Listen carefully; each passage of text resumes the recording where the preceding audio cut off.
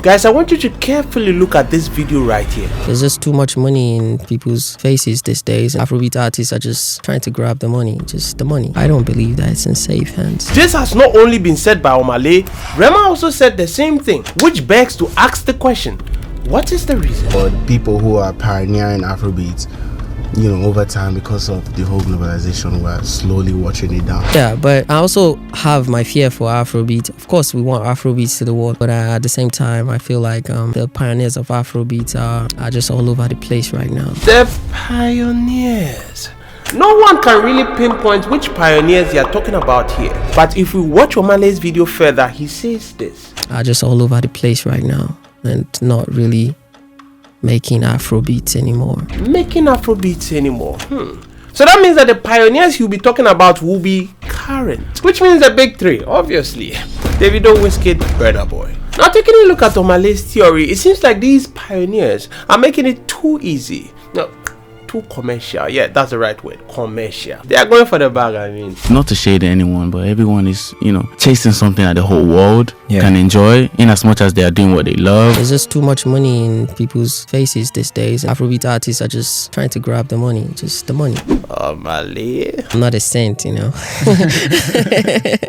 I'm going for the bag too, you feel me?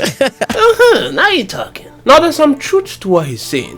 And of course there are some aspects that are debatable. It shouldn't be something that people just dance to. When you go to the club, you just dance. It should be something. You listen to Bob Marley, of course you dance, right? Lucky Dube. But you need lyrical integrity, right? Yeah, but there's something that they say to you that's like, you go back and you listen, Even in the records that you're mentioning from Bob Marley, like the ones that you're dancing to are the most impactful and powerful if you listen to the lyrics. Let's talk about hip hop. Tupac. I'm going back. Totally. I'm going back, yeah?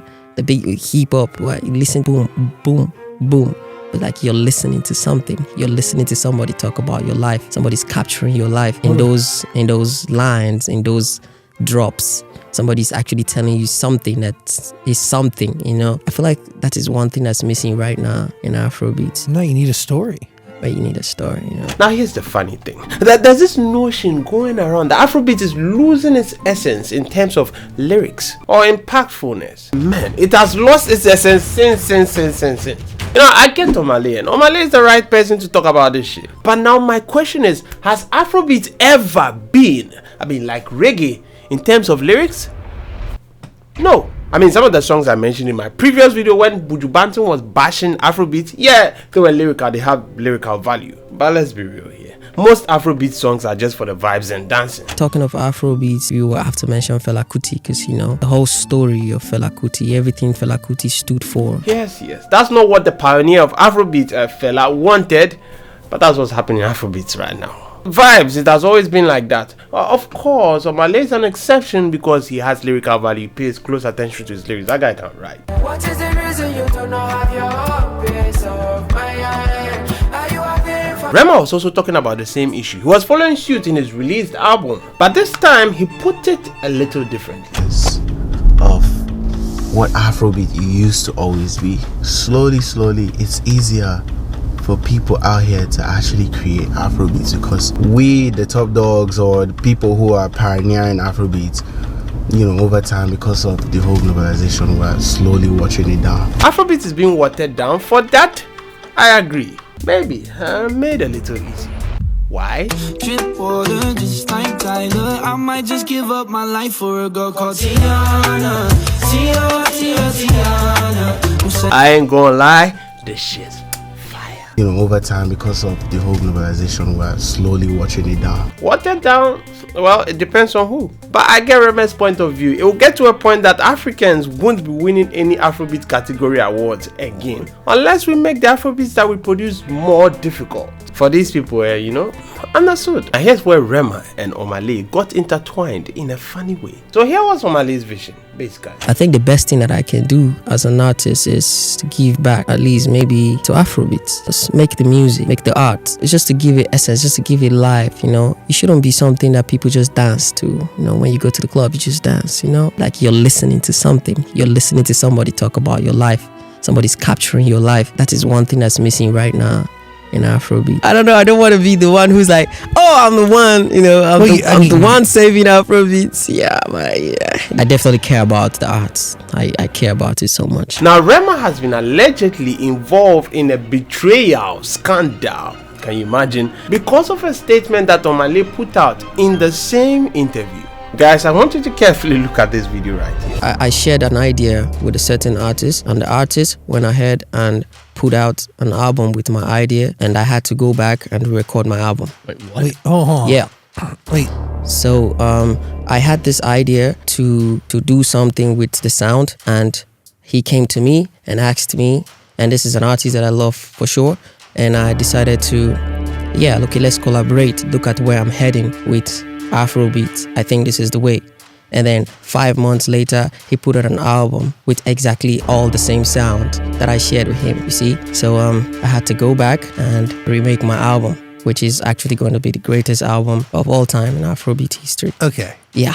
Okay. By the way, like, okay. some of the greatest pieces of art or inventions are born out of situations like this. Totally. People had theories as to which artist he was talking about and which artist stole his album idea. Let's put it in a very, very beautiful way. A few names have popped up already. Is it Rema? Accusations! Is it Victony? Accusations! And I promise you, when you hear who the artist is, you will be shocked.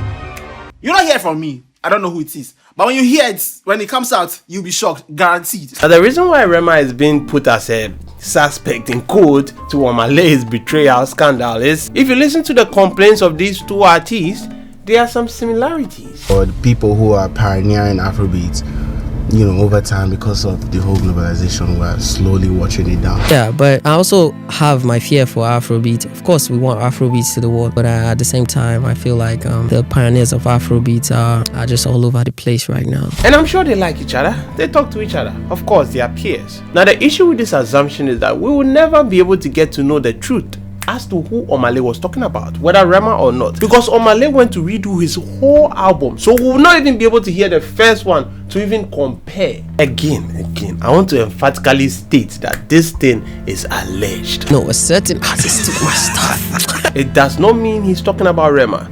These are assumptions. I also believe that we're looking in the wrong direction in terms of the suspects because a question was asked. I do have one quick question now that you re-mentioned that. Did you have the entire album done and you scrapped it and restarted, or did you kind of rework those songs? It wasn't the whole album. If I'm meant to be precise and very honest, it wasn't the whole album that was scrapped. It was a bunch of songs on the album that was scrapped. So that means that it's not all the songs. It can be just a few songs. Bruh. About Afrobeats gradually going to the wrong hands? Well, time will tell. But I mean, be honest. If you are given the legacy of Afrobeats and money, which one would you choose?